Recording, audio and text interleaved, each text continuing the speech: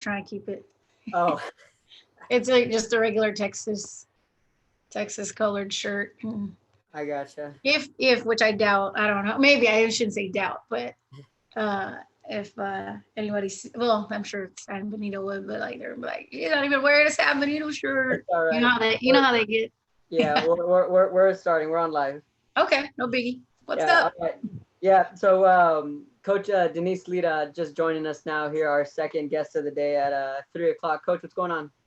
Oh, nothing much. Just hanging out on Friday. Good Friday. Yeah, it's also a Good Friday too. Yeah, we were just saying that we get our days mixed up. Every day kind of just feels the same with us all being here in quarantine. Yeah. So what have you been up to? I think we're about almost a month into us having to be at home and being in quarantine. I know we're about almost a month away exactly from when we had our last softball game on Friday, about a month ago. But what have you been up to?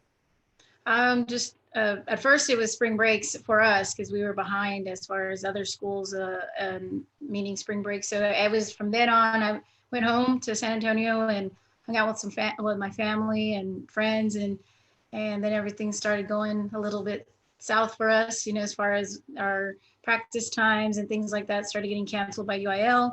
Mhm. So just hanging out with my family, trying to stay safe and healthy, and running outside but safely, trying to work out a little bit, also sending the girls workouts when, just getting also acclimated to our online teaching for Mhm. school, and then just checking in with the girls pretty much. You picked up on any hobbies, any binge watching, any arts and crafts around the house, anything like that? Is extra sleeping a hobby? Yeah, these days, yes. I know I'm caught up on sleep. Okay. Hobbies, not really. Just again, maybe just watching a lot more softball. There's a lot more live streaming.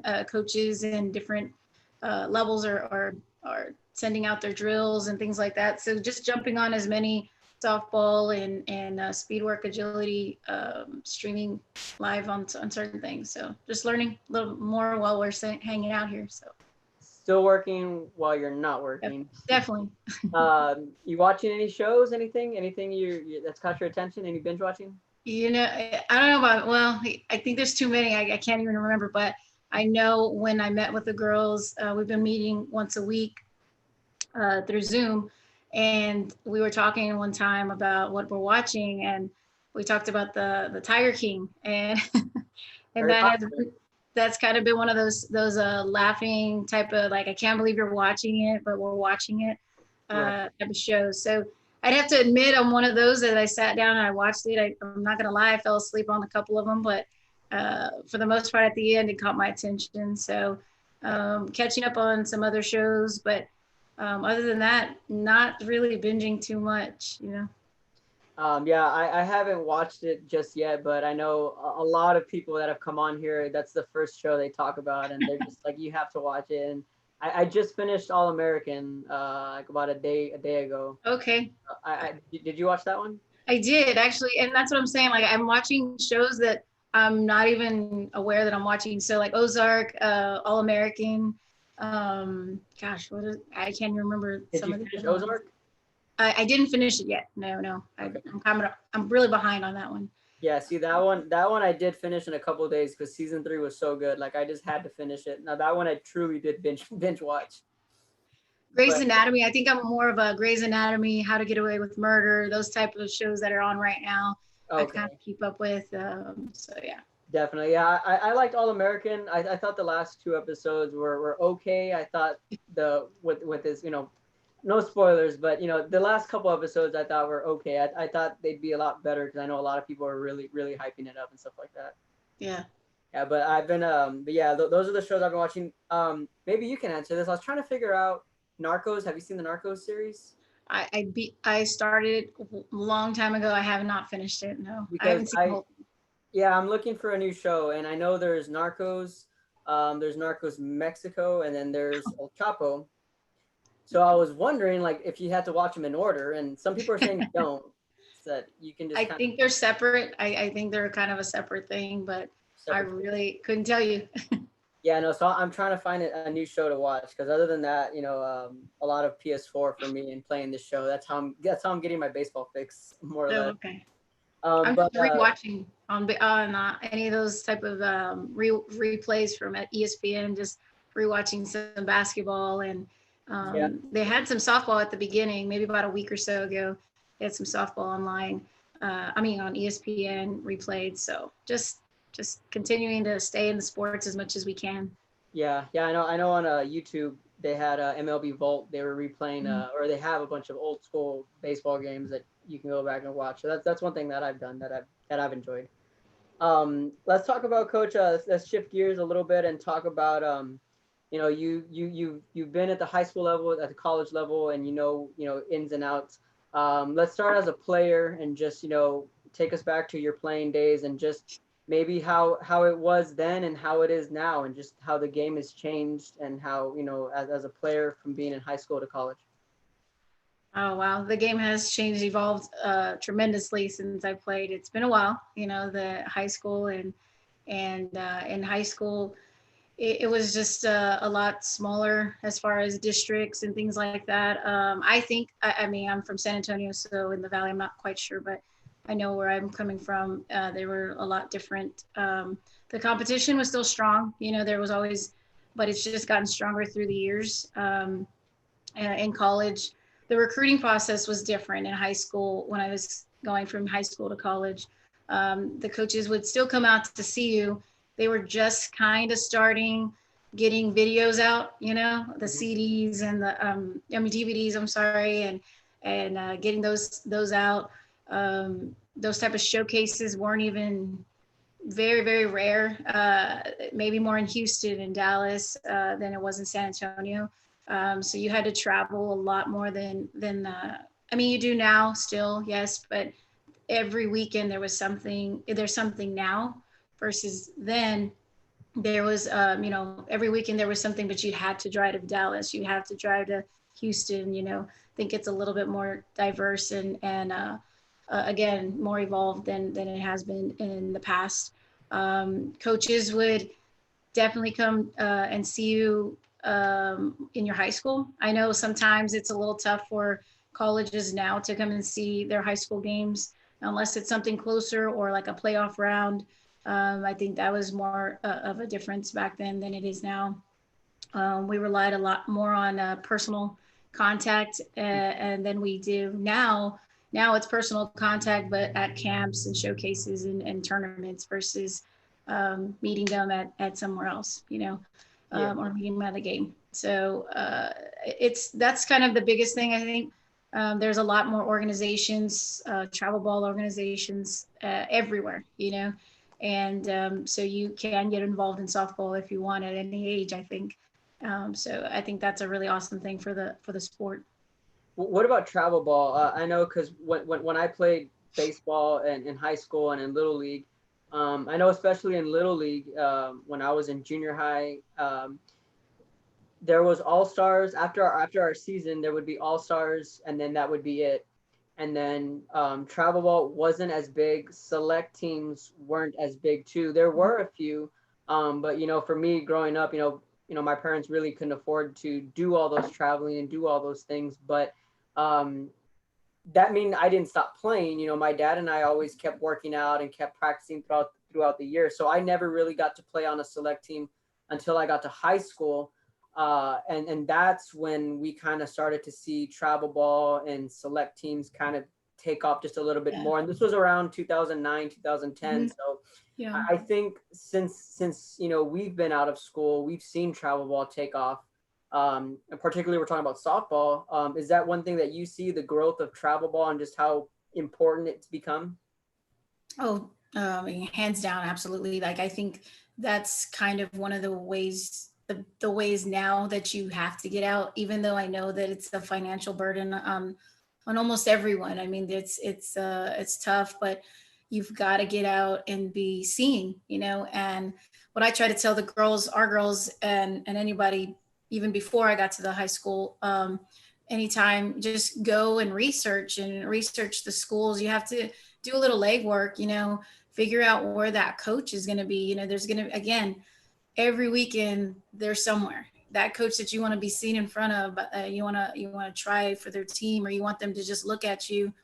There's so many different ways now to do that. Yes, it requires some money, but instead of going to, tournament after tournament after tournament and taking a chance that this coach is going to be there, why not look on their website? Why not research, and email them to say, hey, coach, my name is, and you kind of go on from there, like an introductory type of email, figure out where they're going to be at, what showcases, what camps, sometimes a lot of coaches in the summer, they do a lot of picking up camps from other universities and other junior colleges, NAIA schools. I mean, so I think the better part is going to something like that, a little bit more smaller, intimate than a huge tournament that's 150 teams, and you're hoping that that coach comes by and sees you one time, or one pitch, or one at bat, or whatever it is, So I think it is something you got to put a little bit of time and a little bit of effort in, but I feel like it's there at your fingertips, literally. Yeah, that's a lot of good insight, because I know I was just talking with Cassie Valdez just So yeah. earlier today about travel ball, and just there's a lot of more work that goes into travel ball that we don't see, because I told her, everyone watches on Tuesday and Friday nights, but it really is a grind that these kids go through, and they'll play up to 3-4 games in one day, or Mhm. they'll play to as much as 10 games in 2 days or 3 days. So there's definitely a lot of work in travel ball that a lot of people don't realize. Right. Let's talk a little bit about your coaching career, Coach. And when you first got to San Benito, you had a brilliant track record at Incarnate Word and at Mary Thank you. Hardin Baylor. And so just talk about your career, and what made you want to get into coaching, and where you're at now in San Benito. That's so funny because yesterday we met, side story, but I met with the girls, and we've been kind of doing some team building in individual groups, and I had just expressed this story to them, like it kind of fell in my lap. Coaching did. I wanted to go and be a physical therapist. That was my track at UMHB. I was accepted into the sports medicine program, and back then it was accredited. Long story short, basically it was like getting into a school, medical school in a way. And so you had to decide. Well, it came up to my senior year in college, and they said, well, you have to decide, your clinicals, the times you're going to put it in, and this and that. And I said, oh, I'm going to go this route. So I ended up changing a little bit of my major, and changing it, not to necessarily coaching, but to exercise sports science, and minor in psych. And so, long story short, I was finishing up I had one more semester to graduate, and the head coach at the time had asked me, she really liked the work ethic and who I was, because that was her first year, was my last year playing. And so she, wanted me to stick around, hit some fungo, maybe go on some trips with her to see some players, recruiting and things like that. And I had to take the NCAA test as a student assistant, whatever. So I took it, and the first recruiting trip I went on with her, I fell in love with it. Like, I seriously saw everything that had to do with softball, as far as meeting coaches and meeting players, and just the interaction and everything. Teaching the game to those that, I love the game. I mean, I wouldn't be in coaching if I didn't love the game, and love teaching it. And so I think that's really where the transition of, like, okay, I'm going to go do this, to oops, well, that next semester I graduated, and further anyway, I graduated, and that coach said, we're going to have a position opening up. I'd really like for you to apply for it. I'm not saying you're going to get it. Take a shot. And I said, that's okay. I'll take a shot at it. And I'm up against some other ones that I thought were going to get the job. Well, I ended up getting it. So I was the first assistant coach at Mary Hardin Baylor, as a 22-year-old getting out of college, and so that's kind of where everything started. Was Coach Blomquist at the time. She was the coach there at the time, and she gave me a shot. She gave me an opportunity, and just kept working hard and learning the ins and the outs of college coaching, not just coaching, but college coaching, the recruiting, all the rules and everything you can do and can't do. And there's a lot, you know, so just kind of, she took me under her wing and I just went from there, from one career to, you know, one school to the next. I went from Mary Hardin Baylor, was there for the longest, 6 seasons. And then I went to Concordia University for a position, the head job there. I applied and got it. I was there for 3 more seasons. And then a friend of mine at UIW was taking the transition period. So UIW was going from D2 to D1 and the Southland Conference. And so she had asked me to apply for the assistant position there.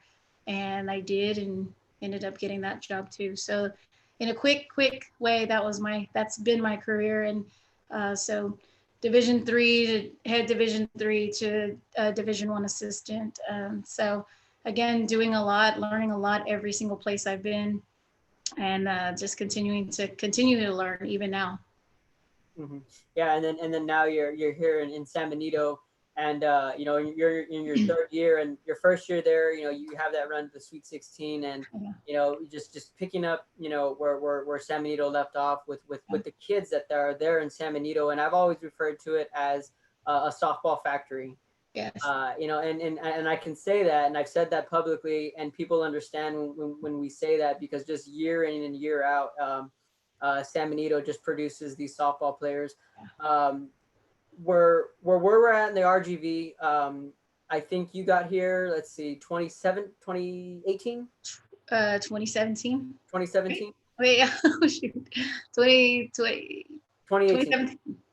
3 years. This is my third year. third year. Okay. Yeah. So, like I was talking with Cassie earlier, we had seen Westlaco go to state in 2016.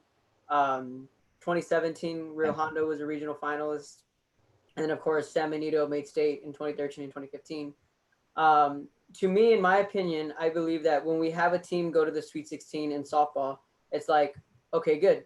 You guys are in the Sweet 16. The Valley's in the Sweet 16. It's not like, you know, oh my gosh, we're going to the Sweet 16, because we have so many teams. It's pretty much an expectation that you're going to go to the Sweet 16, and then it's like, okay, where's the next step? Who's, you know, where are we going from here? That just speaks to just how much more competitive the Valley has become in these last 10 years. And it's unique that you're from San Antonio, so you've seen the competition there, you've seen the competition here. Just where do you feel the Valley's at in a whole when it comes to softball and as far as the Valley competing? I really feel like, let me take you back a bit, because my 2 years, I spent at UIW was 4 years, and one of the travel ball coaches down in the Valley had contacted the head coach and myself, and we, like I was telling you about camps and exposure camps, and he had asked us to come and run a camp down in Edinburgh. Actually, it was at the Edinburgh City Park. I mean, there were at least 100, I'm not even lying, 100 girls there, and we had 2 sessions, and there was two fields. I still remember, because I took offense and she took the defense, and then we switched. Anyway, it was about 100 girls, and we broke it into a lot of just different stations, and so what happened was we really didn't know, like we hadn't recruited a lot down in the Valley, to be honest. And then when we did, we were just, really impressed with the Valley and the way that the girls work. I mean, the work ethic alone, just hands down, beats, I'm sorry to say, a lot of areas in Texas that you don't see. You don't see that tough girl that says, you know what, I need you to do this. This is what you need to do, or be coachable. And then they are, hustling and doing all the things that they need to do to show you that they're good, and they're competitive. And so I really have to say that we picked up a few girls that next year, recruiting, to come up and to we offered them scholarships at Incarnate Word. And so I think, again, going back to your question, I really feel like that was an eye opener. Something also, when the job was available at San Benito, I definitely took a look at, because I remember that coming down and seeing that competition and the grit and hard work that they put in, that everybody puts in. So to be honest with you, I think that the Valley has excelled in not even the last 10 years. I think a little bit longer, maybe I just didn't see it, but now, I mean, every single year, like you're saying, since I've even been there, they're going further, we're going further. And what I really enjoyed is seeing even my first year, but even last year, we ended in the second round, but there was a lot of support. Even when we ended, I was still sending texts to other Valley coaches saying, congratulations, good job, good luck, this and that. If you need something, let me know. And I think that's what another part that I think a lot of people don't talk about, that we're supportive of each other. Even though we are opponents at some point, we are also trying to help them as well, to be better. Absolutely, yeah, and just to see where it's gone, and I fully believe that with San Benito opening that door, Weslaco opening that door, Rio Hondo was a regional finalist. I really believe that sooner or later we're going to get a team, whether it's at 3A, 4A, 5A. Well, we might even have a couple teams in different classifications that can really make a region final and really make a state run. Coach, let's talk about your team just a little bit. And, again, going back to just the tradition that San Benito has, and you got this crop of freshmen and a team from your district referred to you as, they said, San Benito brought an army with this new crop. I won't say what team it was, but when we were talking, they said, no, they said, no, San Benito brought an army of new players. So, the mutual respect is there within the district, and and they know what you guys are about. You guys have Bethany Aguilar, who was having a tremendous year as a freshman.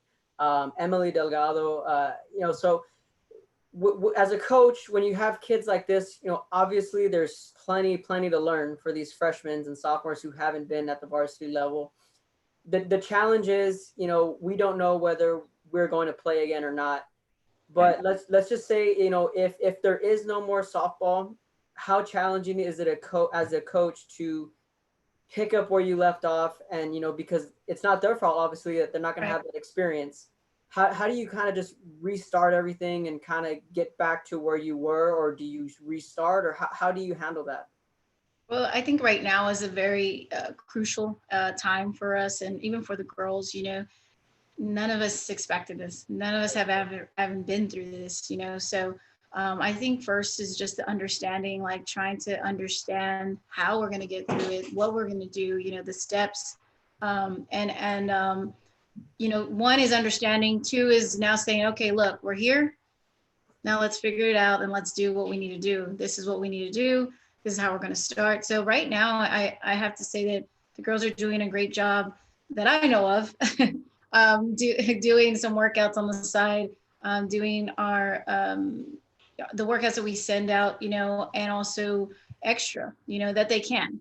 Some of them have the ability to go to their backyard and hit and pitch and do a lot of those things, and some don't, but they're still going to stay in shape. So I think just vocally telling them and reiterating that we don't know if we're done. We really don't. Yeah. But even if we are, we still need to stay in shape because of this time frame of the unknown. So I think right now that's the best we can do, is what we can. We can control what we can control, and that's definitely our cardio, our exercise, and our everyday working out. So I think that's a big deal. We had a discussion I think it was last week also, that we can go back to going and getting ground balls and teaching you how to throw or how to field a ball or whatever the case may be. But if you're not keeping yourself fit, eating the right things right now, doing those type of things that you can control, then we're going to really start from zero. So I think it's just a lot of that. We're trying to just communicate and talk to them and really hope that they take on that mindset. Yeah, definitely. Because I've talked with other softball coaches, and it is going to be a challenge. That they have some girls who were starting to hit their stride just a little bit, and they felt that they were fixing to peak at the right time of the year when they were going to start district, and then My hair's all crazy now. Look at that. Yeah, well, I have quarantine hair too. My hair's You get really, quarantine here? yeah, my Mine hair's just really long. mine just flipped. That's why I'm wearing a cap because I have This is quarantine. why you like live, right? This is live. I love this. Yeah, absolutely. Yeah, it's a really neat thing. That's But fun. yeah, with talking with coaches and yeah, it's just unfortunate that some of these kids were already starting to hit their stride, and then all this happens. Like you said, none of us could have predicted this. Right. So the hope is that we will be able to play, and I know on May 4th is the magic date. On we'll find out whether yeah, rather whether we'll find out we'll be able to play or not. Um, I know, obviously it's out of our hands, but hopefully that they'll come up with some kind of solution. And one solution that I was thinking about was maybe when we get back to hopefully playing May 4th would be allow the teams to, we'll talk about softball in particular, allow you guys a week or two to get some practice in, and then for 32 6A in particular, you would just play one round of district play Mhm. and then start the playoffs. And then I know 31 6A, they had already started district play. They would just pick up where they left off and finish just that first round of district play. Do you think that would be maybe a possible solution? I mean, that's just me thinking.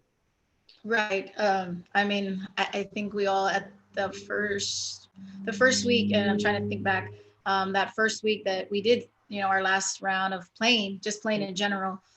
We thought it was just going to be a week, and then okay, one more week, got it. No big deal. We'll probably go to a one round, and I want to be optimistic, and we're and that's something we're definitely trying to look positive and one round of the district, but that would mean truly that we'd have to play 3 games in a week, and that's the limit at UIL, and for UIL is 2 per week. But it just, you never know. There could be a back to back. You could, and for us, like our district, we have a little bit smaller district than some others, so we would be done in 2 weeks, like you said. Mhm. We have play one time, and the winner of that district moves on. I think also if that's the case, we might go to a one game, one and done, everything, not Yeah. a 3 game, like we were able to flip and figure out we were going to go series or we're going to go one game. So I Right. think our remainder season, if it happens, will be definitely accelerated a lot faster. They might push the dates back a little bit in June, but Mhm. again, you just, we're kind of just up in the air hoping and that happens. Right. Talking about this whole deal and how everything kind of just took effect, and earlier we were talking about the NBA putting their season on pause, and that was the first Yeah, major domino effect. And when people ask me, like, well, as a sports person, where were you when you heard that news? And well, we were just packing up when you guys had played Incarnate yeah, Word. we were. We really were. We were just packing up, and I got a text on my phone, and I was like, wow, what? The NBA got put on pause? Like, Right. and my first thought was like, is the world coming to an end? Like, wow, like what? Yeah, it was. What is this? It was strange. So, I was driving home, and I'm listening to the news that the NBA did that, and then the NCAA followed, and then I know we were still kind of figuring out what we were doing as far as high school sports goes, Right. and we were scheduled to be at y'all's game Friday against Harlingen. Yeah, our first, So our opener. your district opener. Uh, so I went to the Keys Academy in Harlingen to go figure out where I was going to set up on Thursday. And and I was talking with Coach Silva, and I said, "Are you guys playing?" And he goes, "Yeah, as far as we know, we're playing." And I was like, "All right," because I knew that a couple teams had already pushed back their games. Mhm. And I think at the time, a lot of people were getting the words canceled and postponed confused, Mhm. because a lot of people are saying, "No, no, no, it's canceled, it's canceled," and I was like, "No, it's postponed, because if it's canceled, that means it's not going to Yeah. happen at all." So Friday comes, and then Coach Silva texts me, and then I called Coach Solorio, the assistant athletic director in Harlingen, and he's like, "Yeah, no, everything's being pushed back." I was like, "Okay." So then I called Coach Cardenas over at Brownsville Veterans, and I called Coach Leal and Mercedes. They had a game in Brownsville that night, It and did. That was crazy. 'Cause I think they were them and Brownsville Hannah. I right, think they still kept theirs, and Rivetta. right. And I'm like, they're the only ones that were playing that day. And we're like, what? Like, anyway. Yeah, well, yeah, I remember you had asked me like, did you go Yeah. anywhere after all? I was like, Yeah. yeah, well, I found myself in Brownsville. Yeah. I found a game. I saw But that game too. I was like, well, let me watch. yeah, we may as well, right? Yeah. But the crazy thing about that day was that not only, you know, these games are just being postponed left and right, but I mean, you have conversations with umpires between innings, so do I, and it's just normal small talk, in-game talk, you know. But what kind of hit me was that the umpire was like, "Hey, so what's gonna happen on Tuesday?" And I was like, "Well, there's no games." And Yeah. for now, at the time, it was March until March 29th. And he's like, "Is that really happening?" And I said, "Yeah." I said, "So let's enjoy this while we can." And he's like, "Yeah, no, definitely." But you know, just those few conversations I had with the umpires were just some surreal moments on like, okay, this is really gonna happen. Mhm. And then that Tuesday, that first Tuesday when none of us had games, that's when I was like, okay, I was twiddling my thumbs, like it's strange. There's Yeah. no games going on. So we're, you know, obviously we were in the same spot when we saw about Right. the NBA news, but just how did you process this whole thing, and when did because what I'm telling people is that it's one thing to see the social distancing, it's one thing to see an empty church, but then it's another thing to actually be there. Because you know, another thing that I saw was that we stream our church services, and a couple Sundays ago, when I went to go stream our service, it was just myself, the youth pastor, my sister who sings, and then our pastor in an empty church. And I was like, wow, it's one thing to see it, Yeah. and it's another thing to actually see it and See be it there and be a live. part of it Yeah. live, right? Exactly. And to kind of be like, this is real, this is really Real. happening. Mhm. So what was that like for you, just kind of just taking in this whole quarantine deal? It was that day, just Friday. The we had, I'm sorry, the students had off. We had a teacher prep day. So we had, had the girls come in a little bit earlier just to, not sleep all day because we did have that opener with Harlingen, and Mhm. we know the Harlingen's, really good. And so we were about that first game and being the district, just, the whole, just getting after it. And then everything started going the way it was going.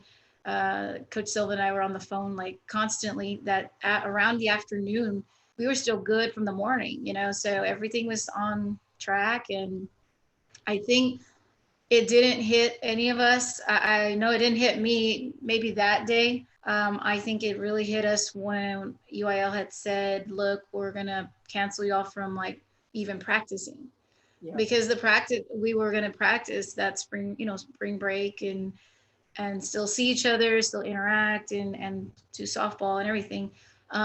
So I think when they had said, you know what, we're gonna post, or we're not even gonna let y'all practice, we're like, oh, geez, like, and I think that's really where everything started coming to a realization, live, getting that text, seeing everything on your phone, or getting a call from, AD or AC saying, no, nothing, like, not even weights, not even this, not even that. And like, wow, okay, this is really getting shut down. So I think that's probably what it was. And having that feeling of, okay, and in the coach mind, I feel like our coaches minds never turn off. I don't think.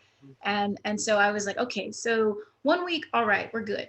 Let me figure out. And so I started thinking other things like, girls, make sure you're doing this, and I need you to. And I'm starting to send stuff out because we're not going to see each other, and still keeping them in the softball mindset, or trying to electronically, Mhm. and it's just so different. And even the girls, admitted like, oh man, like, okay, an extra spring break week, yay. And then it was like, now you're taking softball away. Wait, what? Yeah. you know. So it was a little different, So I think that was really the realization, or the live like feeling of like, this could be done. Might be done. Like, what's going on? So Yeah. yeah. Yeah, we're all in you know, in some uncharted waters Mhm. when it comes to a coach, a teacher, a person like myself. You know, my mom is a teacher and she's adjusting to online learning, and she's a little bit older, so she's having a bit of a learning curve. You know, when it comes to being tech savvy and having to, you know, just deal with all these different expectations that the principals are sending in, and you know, the lessons plans they have to ssend out. And then my sister, who's a sophomore at PSJ North, she's also never done online classes either. So as a student, she's adjusting, and I think we're all adjusting to this new normal, but hopefully everything will go back to normal sooner rather than later. Exactly. Exactly. We're hoping. And your mom's not in the boat alone. I'm like, wait, what do we have to do? Like you're Right. just figuring out, trying to figure out all these cool new things to do, like virtual backgrounds and stuff like that while we're Exactly. doing these Zoom meetings. But yeah, it's been very interesting. And we just tell the girls, and we're trying also to be patient as well. Patience is going to get us through this. Our faith is going to get us through this. Staying together and communicating, and seeing each other is the best, I think, medicine that you can, with our social distancing and things like that. So interacting is we're humans. We want to interact. That's who we are, Right. even if we're introverts. Right. I feel like that's just our nature. So Yeah, we're creatures of habit. A lot of coaches are just kind of really struggling because they're like, I'm used to waking up, working out, going to the field house, seeing my kids, whatever sport it is. They're just used to having those workouts and just a daily routine. So definitely, we're figuring out our own routines as we go. But anybody you want to give a shout out to? Anybody, any family watching back in San Antonio or anything like that? I don't know who my family is. Hi fam, if you are watching. Just San Benito's. I was just talking. I don't know. You had gotten me probably on it. I was like, I'm not wearing a San Benito shirt. Oh my god. But no, just to the girls and everybody just out there, be safe.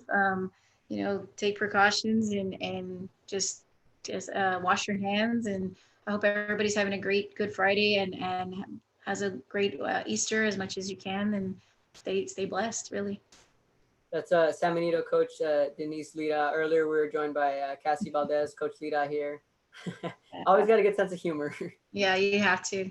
You have to. I mean, I think Absolutely, you can't be, absolutely. especially when it's live. You don't really know what's gonna happen.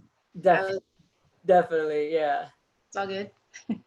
And then later today at 5, we're gonna have Ronnie Cantu from Mission Veterans. She'll be going up to St. Edwards. She's a point guard for Mission Vets, so she'll be joining us later today. So, Coach, thanks for joining us here on the show today, and you be safe and keep in touch, and Thank you. hopefully we'll have some softball here, and everything will go back to normal. You too. Be safe and have a good Easter. And thanks for having me. Yes, ma'am. All right, Coach Lira from San Benito. We'll see you guys later on at 5. We'll see y'all.